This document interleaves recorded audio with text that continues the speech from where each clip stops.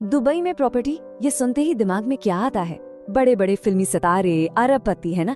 लेकिन अगर हम कहें कि अब ये पूरा खेल ही बदल रहा है, जी हाँ, आज हम इसी की पड़ताल करने वाले हैं कि कैसे दुबई अब भारत के मिडिल क्लास के लिए एक, कह सकते हैं, नया इन्वेस्टमेंट हब बन गया है। चलिए समझते हैं इसे।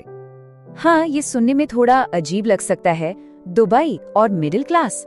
10 साल पहले तक तो ये सोचना भी मुश्किल था, एक सपने जैसा था। पर आज ये एक सच्चाई बन रही है और इसके पीछे वजह ग्लैमर नहीं बल्कि सॉलिड, पक्की फाइनेंशियल प्लानिंग है। बिल्कुल, और यही सबसे जरूरी बात है समझने वाली। ये कोई शौक के लिए की गई खरीदारी नहीं है कि चलो दुबई में एक घर ले लेते हैं। नहीं, ये एक बहुत ही सोचा समझा स्ट्रेटेजिक मूव है। एक ऐसा कदम जिसमें रिटर्न और सिक्योरिटी दोनों को तौलकर फैसला लिया जा रहा है। तो सवाल ये है कि ये ट्रेंड आखिर कितना बड़ा है। चलिए सबसे पहले इसी को समझते हैं और यकीन मानिए जो आंकड़े सामने आएंगे वो शायद चौंकाने वाले हों। ये देखिए, ये वाकई हैरान करने वाला है। 2024 में दुबई में जितनी भी प्रॉपर्टी बिकी, उनमें से हर 5 में से एक प्रॉपर्टी खरीदने वाला एक भारतीय था। मतलब पूरे 22%। ये सिर्फ एक नंबर नहीं है, ये एक पूरी लहर है। एक ऐसा ट्रेंड जो बता रहा है कि इंडियन इन्वेस्टर अब ग्लोबल स्टेज पर अपनी जगह बना रहा है। और अगर इसी चीज को हम रुपयों में देखें तो ये आंकड़ा दिमाग घुमा देने वाला है। सिर्फ 2024 में इंडियंस ने दुबई की प्रॉपर्टी में 84,000 करोड़ रुपए इन्वेस्ट किए हैं। जरा सोचिए इस रकम के बारे में। ये हमारे देश के कई छोटे राज्यों के सालाना बजट से भी कहीं ज्यादा है। जबरदस्त। तो अब सबसे बड़ा सवाल, आखिर ऐसा हो क्यों रहा है? क्यों कोई इंडियन इन्वेस्टर मुंबई, दिल्ली या बैंगलोर छोड़कर दुबई में पैसा लगा रहा है? जवाब छिपा है दुबई के फाइनेंशियल प्लेबुक में। चलिए इसका पूरा हिसाब किताब समझते हैं। चलिए एक सीधा साधा उदाहरण लेते हैं।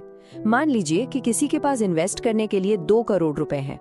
अगर ये पैसा मुंबई के किसी अच्छे एरिया में लगाया जाए तो महीने का किराया कितना मिलेगा?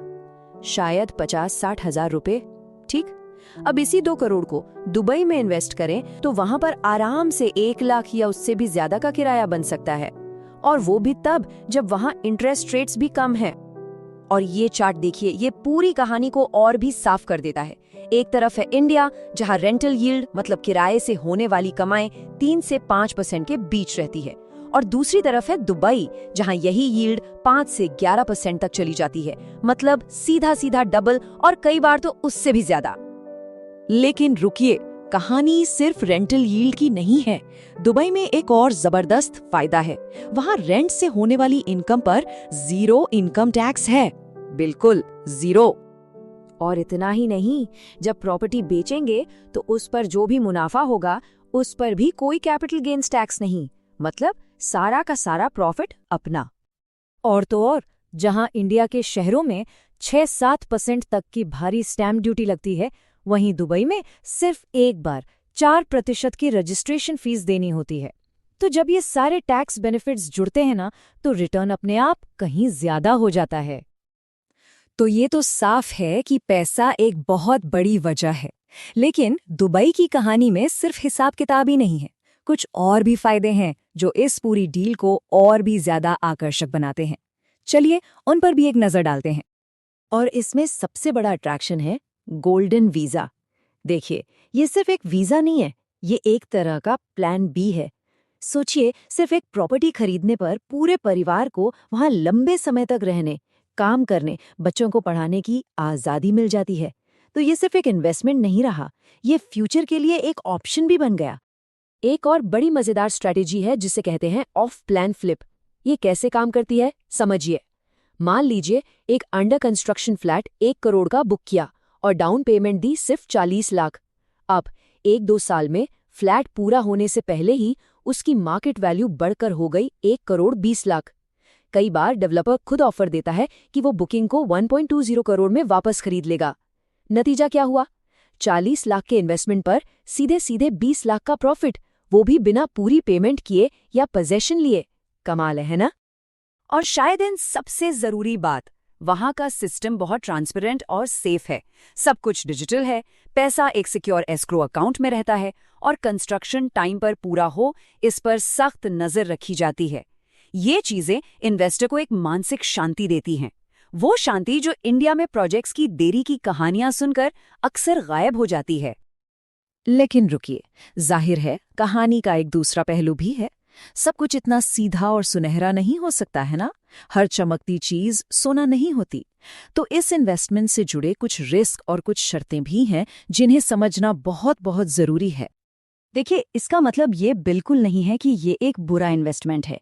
इसका मतलब सिर्फ ये है कि इसमें आंखें बंद करके नहीं कूदना है, अपना होमवर्क अच्छी तरह से करना है, पूरी जानकारी लेनी है और फिर कोई फैसला लेना है।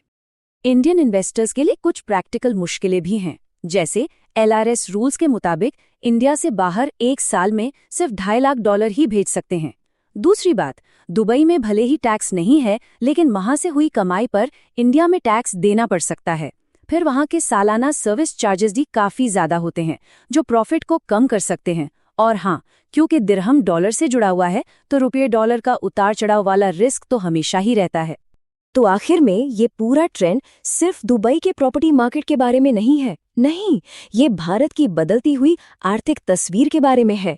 ये इंडियन मिडिल क्लास की बढ़ती हुई सोच और महत्वाकांक्षाओं के बारे में बहुत कुछ बताता है। और इस पूरी बातचीत में ये याद रखना भी जरूरी है कि इंडिया का अपना रियल एस्टेट मार्केट भी अब बदल रहा है। रेरा जैसे कानूनों के आने से और रीट्स जैसे नए इन्वेस्टमेंट ऑप्शंस के साथ हमारा घरेलू बाजार भी अब पहले से कहीं ज्यादा ट्रांसपेरेंट और अट्रैक्टिव बन रहा है। तो सबसे बड़ी बात जो समझने वाली है वो ये है कि ये इंडिया को छोड़ने की बात नहीं है। ये अपने इन्वेस्टमेंट को डाइवर्सिफाई करने की, यानी फैलाने की एक स्मार्ट स्ट्रैटेजी है। आज का स्मार्ट इन्वेस्टर दुबई को एक टैक्स एफिशिएंट विदेशी इन्वेस्टमेंट की तरह देख रहा है और इंडिया को अपने मजबूत होम बेस की तरह। तो ये या वो वाली चॉइस नहीं है, ये भी और वो भी वाली सोच है।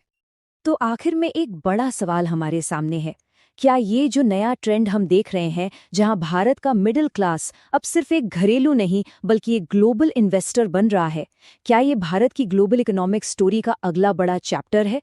सोचने वाली बात है ना?